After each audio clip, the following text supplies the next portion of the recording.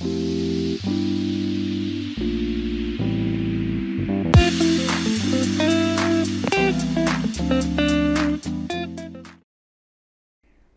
back, everybody. So good that you're here with me. Unit 5, Follow Your Passion. Today we're going to study Focus on Speaking. I want you to open your textbook and go to page 116. Yes, Focus on Speaking. First off, we're going to review our vocabulary that we have been studying throughout this unit in Listening 1 and Listening 2. So this is a review of all the words we've learned in Listening 1 and Listening 2. Okay, looking at the words, figure out bribe, take a chance, process, supportive, tunnel vision, management, strategy, environment, major, shift, and volunteer. And on the next page, we've got enroll, drop out, and ultimately.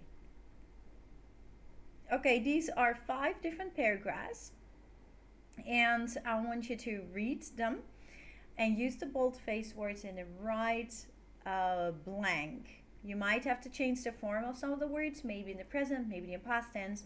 Make it fit grammar-wise in the context of the paragraph. You can pause your video to do that. Go ahead. This means understanding the context. Great.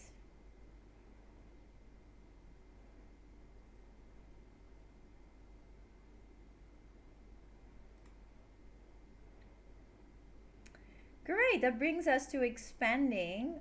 We're still using the vocabulary, but we're going to expand it by doing something new with it.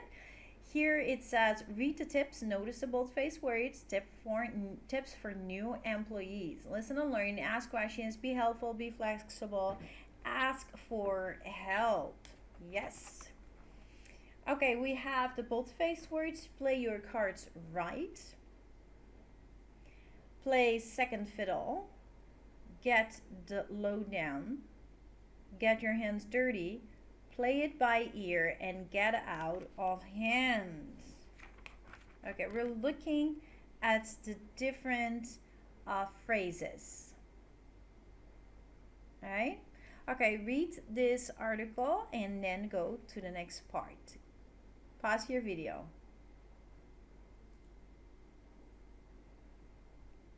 Okay, now we're going to match the bold-faced words with the meanings. So I want you to write the correct numbers. So we've got A, B, C, D, E, F, and we've got numbers 1 until 6. 1, play your cards right. 2, play second fiddle. 3, get the lowdown. 4, get your hands dirty. 5, play it by ear and get out of hand. What do these mean? Yeah. Connect them with the correct meaning. Go ahead.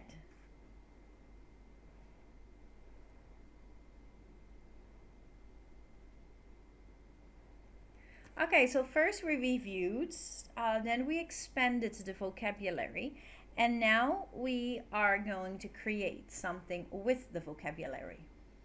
Take turns giving and getting career advice.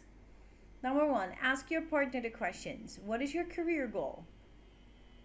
If you're unsure, think about 1 or 2 careers that you might enjoy. What are the difficulties that might prevent you from reaching that goal? Number 2, give your partner advice about his or her career. Use expressions from the list. So, possible advice? You have a lot of pointers here. Okay? 1, 2, 3, 4, 5, 6, 7, 8, 9, 10, 11 pointers.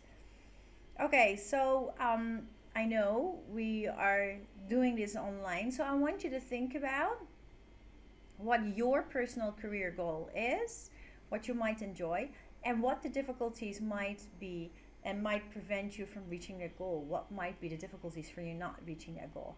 And what is some possible advice that a friend could give to you? So once we meet in our Zoom meeting, we can discuss this. So please write it down already so you're ready to answer that. I'm gonna give you some time to think about what your answer is to these 2 questions and what the possible advice would be for you, what a friend would possibly advise you. Okay, go ahead.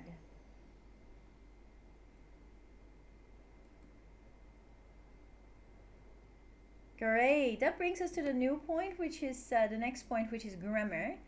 And today we're going to look at infinitives of purpose. Read the excerpt from a book about how to find a job, underline the infinitive verbs, which is to plus the base form of a word. Here are a few hints to help you find the job of your dreams. 1. Do research to discover what jobs are available.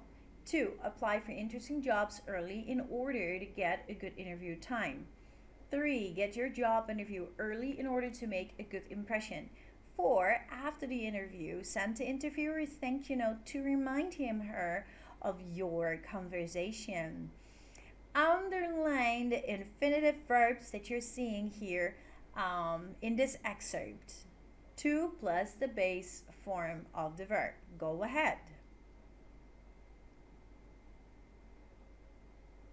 Infinitives of purpose always are the usage of to plus the base form of the verb. Can also be in order to plus the base form of the verb.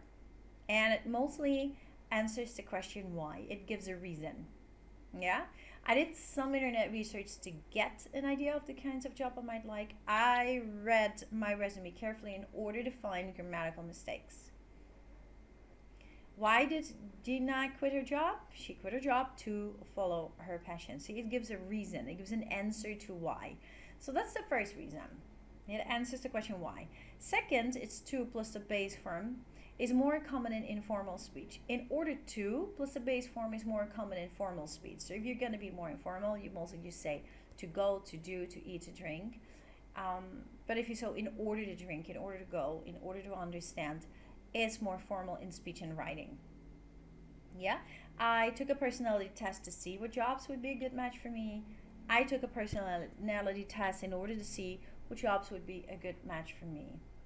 Number 3, the third reason for infinitives of purpose, use in order not to explain a negative purpose. In order not to. I set my alarm clock early in order not to miss my job interview. I set my alarm clock early because I didn't want to miss my job interview. In informal speech, you can also use because plus the reason to express a negative purpose. So I set my alarm clock early because I didn't want to miss my job interview is a bit more informal.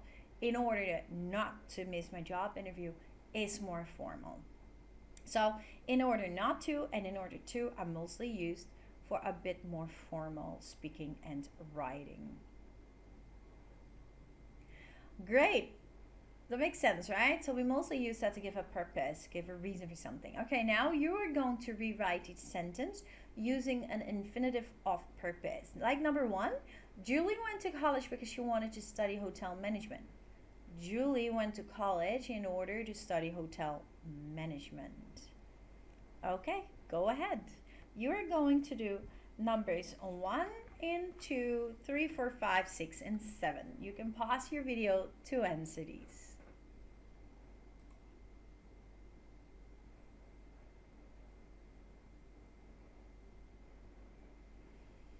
Great, that brings us to number 3. Taking turns giving each other job search advice. Use an idea from the list plus an infinitive of purpose and or reason. For instance, student 1, before you look for a job, talk with a job counselor to help you identify your skills. Talk with a job counselor, or go to a job fair or volunteer or make a list of things that are important. This is about you actually taking turns giving each other some job search advice, which you should do. So you use an idea from the list and then you give a reason by using an infinitive of purpose. Yeah, to help you identify, to know what you want, to make the right responsible decisions. Yeah, okay, think about this, go over these sentences and try it by yourself. Like for example, you would say, before you look for a job, wear nice clothes to an interview, and then come up with the infinitive of purpose to make a good impression on the people that are interviewing you. Something like that. Okay, try it out. Yes? Okay, pause your video, go ahead. Okay, so just now we talked about infinitives of purpose as they show a reason why. the question why. Now we're looking at pronunciation. Yeah, pronunciation is what we do with our voice when we talk. Intonation for yes and no and WH questions are different. Yeah, the yes and no questions are the closed questions. Do you like swimming? Yes. Do you eat a lot? No. If you have WH questions, we also call them the information questions. What do you think of swimming? Well, I think I like it. Yeah. Tell me about what kind of food you like. So with the what, the when, the where, the who, the why, the how, we get far more information. Intonation is the pattern of high and low notes in a language. What we do with our language going up. Yeah, oh, so good. Oh yeah. So we go up, we can go up, we can go down. What we basically do with our voice expresses a lot of meaning as well. If we're surprised, like, really? No. Yeah. Or when we're angry, no. Well, no. See, different intonation give a very different meaning. When we ask a question, our voice tends to get higher and lower, depending on the kind of question. Listen to and read the conversation between two friends, and at the end of each question, notice how the speaker's voice gets higher, rising intonation, and lower, falling intonation. Let's listen. I heard you got a new job. Do you like it? It's great. I love teaching. What grade are you teaching? First grade. They're a fun class. Yes, very good. Okay. I'm gonna let you listen to that one more time. I heard you got a new job. Do you like it? It's great. I love teaching. What grade are you teaching? First grade. They're a fun class. Yes, very good. So you can hear what they're doing with their voice. Are you a teacher? Goes up. Do you have a big class? Goes up. Yes, no questions end with rising intonation. Your voice gets higher at the end of the question. WH questions end with a falling intonation. Your voice gets lower at the end of the question. Why did you decide to become a teacher? How long have you been teaching? See, up and then down. Yeah, yes, no, it ends up. WH questions, it ends down, low. Interesting, right? Yeah, it's interesting. Okay, we're gonna try this out, yeah? You're gonna listen to John's job interview. You make the correct intonation at the end of each question. Use arrows. So either the intonation goes up or goes down. So arrow up, arrow down. Okay? Cool beans. Let's go. So that goes from 1, 2, 3, 4. Yeah, 1, 2, 3, 4. That's it. Let's go. How long have you been teaching? I've been teaching for 5 years. Have you ever taught first grade? No, but I've taught second grade, so I know what skills students in first grade need in order to move on. Good point. How do you feel about teaching younger children? I'd love to teach younger children. First grade is a big year because many children start reading. Yes, it is an important year. Are you familiar with our reading program? I am. I used a similar program at my last school. Yeah, very good. Okay, so I'm going to give you a minute to check your answers to that one. Go ahead.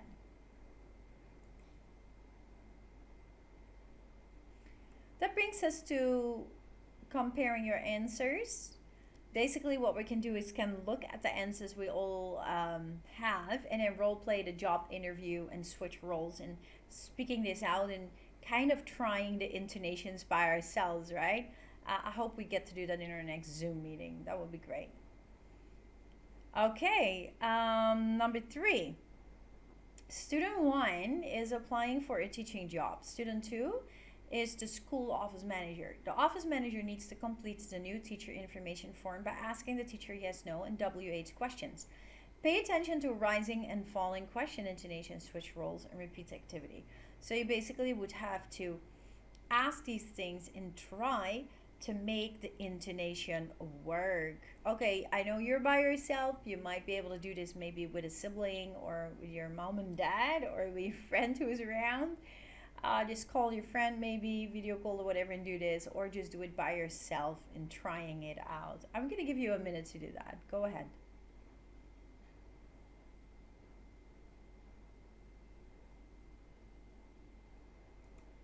Great, amazing. That brings us to the speaking skill. We're looking at asking follow-up questions. So we just talked about yes no questions that basically don't give that much information and our intonation goes up. And we talked about WH questions, which actually gives us a lot of information, but at the end of the question, the intonation goes down. Now we're talking about follow-up questions. You know, you ask a question and then a person answers, and then you make a follow-up question to further the point, to ask more about what the person has answered. So it's basically a question that comes from the answer to a previous question, yeah? Read and listen to the conversation. When Robert hears Jane say that she isn't doing well, he asks a follow-up question to find out what's wrong. Hi, Jane. How are you? Not so good. What's wrong? See? How are you doing? Not so good. What's wrong? That's then a follow-up question. 3 main purposes of follow-up questions, okay? The first purpose is to show that you're listening. That's to make sure that the person knows you're really into listening. Second, to ask for clarification. Ask the speaker to repeat or explain because you don't understand. Or number 3, to get more information because you're really interested. Really? Did you say it's difficult? What does he do that makes him so difficult? Yeah? Another thing is to ask a follow-up question. Listen carefully to the speaker. Choose a word, phrase, or an idea from the speaker and ask a question about it. Yeah, so what does he do that makes him difficult? Because Jane says he's so difficult. And then Robert asks, so what did he do that makes him so difficult? So he's using a word from Jane's response.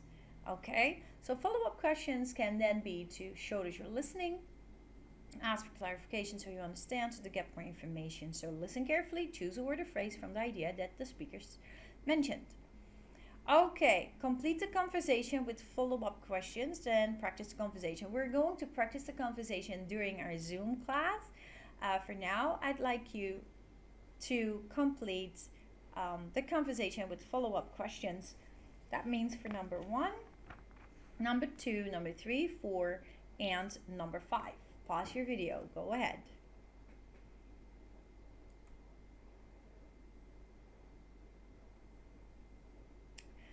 Great, that brings us to number 2.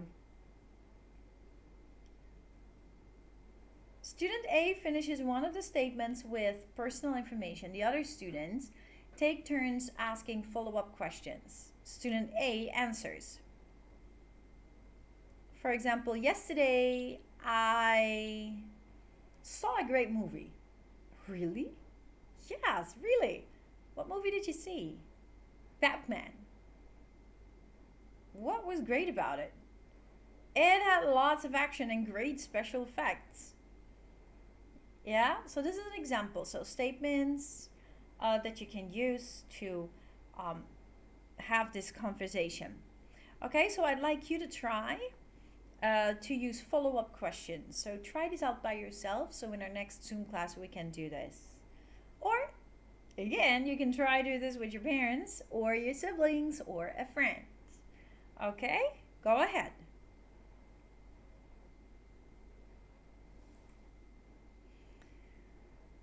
Yeah, it's a bit hard sometimes to do things alone. In a class, it's more fun, right? This is what it is, so we'll make it work. For your final speaking task, you guys already know your speaking project. You will create and perform a job interview role play. So in your group, you're going to role play, right? And what your role play is a job interview, which is interesting. So you are going to have an interview for your dream job. So you can choose a job that you would want from the list or any other, that's fine. And you got to think about a company you want to work for in the name, etc. So in your group, 1 or 2 people become the leaders in the company, either the general manager or the CEO or HRD department, whatever department they're using, can be one or two who are interviewing the interviewee. That is one of you. Okay, so step one, think of that, get that ready, and then think about the reasons that an employer should hire you. Yeah, prep that. For example, list 3 things for each question and include an example. So what am I good at? What do I like to do? What is important to me? You got to fill that out, okay, to make sure that you have a good interview with solid information. That brings you to step 3. Then you role play the job interview and you record it. You take turns, yeah? So in this case, you don't have to take turns, but you already decide who the employer is and who the job candidate is, and you record this. And remember, it's a virtual online job interview because we are in a pandemic. The employer asks the candidate which job she is applying for, interview the candidate to find out if he or she is the best person for the job, and ask the job interview questions below, and add one question of your own. Ask follow-up questions to get more information. So for example, tell me about your education and work experience. Why are you interested in this job? What are your greatest strengths? How does this job fit with your future career plans, etc., etc. The job candidate answers the employer's questions using the ideas from your notes in step 2. Give specific details and examples to show why you are the best person for the job. Yeah? And remember to record it. As you interview the candidates, you have to really pay attention to what the candidate is saying. You can rate his or her answers from 1 poor to 5 good. A good answer: A, answers the question you asked. B, is clear and easy to understand. C, includes details and examples. So while you're listening to the candidate answering, look at A, B, and C, and you can then basically fill out this chart to know whether the candidate is a good one or not. And then at the end of your interview / your video, you could say to the candidate whether he or she's hired, or that you will get back to them and tell them what the results are. And you could fill this out by going through the interview. Does that make sense? Yeah? Yeah. So that would then show whether the candidate is a good one, yes or no. Okay, great. That brought us to the end of the lesson, and also the end of Unit 5 for listening and speaking. Wow, that goes faster than you think. So what have we been doing today? We did a review of the vocab in Unit 5 for listening 1 and 2. We reviewed the vocabulary by completing paragraphs, so knowing the context meaning. Then we expanded with the vocabulary, also phrases and expressions, knowing what the meaning is with the expressions, compared in combination, looking at the meaning in context of a short article. And then we created something. We basically did a conversation, giving and getting career advice using the vocabulary. Second is grammar. We learned about infinitives of purpose. Yeah, that we use that to show, to give the reason, the purpose for an action. Yeah, and we completed sentences for that. And then we had a conversation going, taking turns giving each other job search advice and with the reasons. Then we went to pronunciation, intonation for yes, no, and WH questions, where with yes, no, the intonation goes up, and with WH questions, the intonation goes down. And a practice giving advice, having a conversation, asking yes, no, and WH questions. Then it brought us to the speaking skill, asking follow-up questions, which we would do to respond to what someone has said, with the reasons to show that we're listening, making sure we understand what the person answered, and to get more information. And also that we completed a conversation with that and ended it with a conversation trying to use follow-up questions. Last, we went over our final speaking project where you guys are going to make a role play portraying a job interview, having an employer and an employee. Very good. Thank you so much for today. Awesome. I'll see you soon. Real fast. Take care and God bless you. Bye bye.